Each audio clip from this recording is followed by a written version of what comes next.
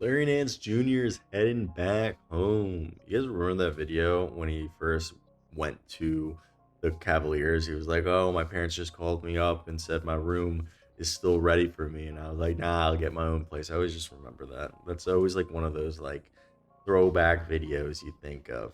Now, Larry Nance, the one risk with this is his season ended with like this freaky knee injury, and he had missed earlier in the season, I think, due to a hand injury. But he was killing it with Atlanta, where he thought he was going to come back. In Atlanta this year, he averaged 8.5 points, 4.5 rebounds, just under 2 assists on 52% from the field, almost about 45% from three, stealing a block a night. And this is a guy whose career high was what 9.3 points with the Cavs, and he's a small ball five, a power forward, really solid, switch big, who is a good offensive player. He's got a solid 3 point shot. He's like 230, 240 pounds, 6'8". And he actually has his wingspan is 7 foot 1.5, almost 7 foot 2. That's wild. And he's a guy who can play make for people, run DHOs, hit the open cutter, start a transition, and stretch the floor. And he's a strong screen and roll guy. He still has some athleticism that he uses in the paint. He's got great tendencies both on offense, but on defense, he's got a good motor.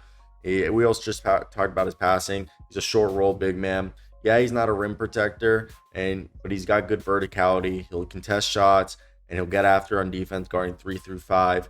And he's a great offensive rebounder. So if you're a team like the Cavaliers, who you needed somebody, the Cavaliers signing Larry Nance is huge because, first off, Larry Nance Jr. is kind of a championship type player, in my opinion. And this is the perfect situation for a guy like him who people still like him, but he needs a bounce back year. And with now Larry Nance being your backup center, maybe they bring back Tristan Thompson, or they run that Larry Nance is your small ball guy, and then Evan Mobley's kind of your backup center whenever Jared Allen's off the floor, and then you put in Dean Wade whenever Evan Mobley's off the floor.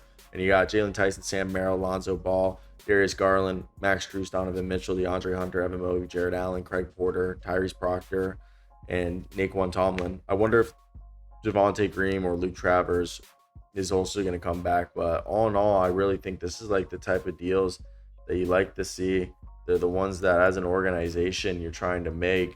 And shout out the Stein line, Mark Stein, for breaking this news, beating Sham Charania.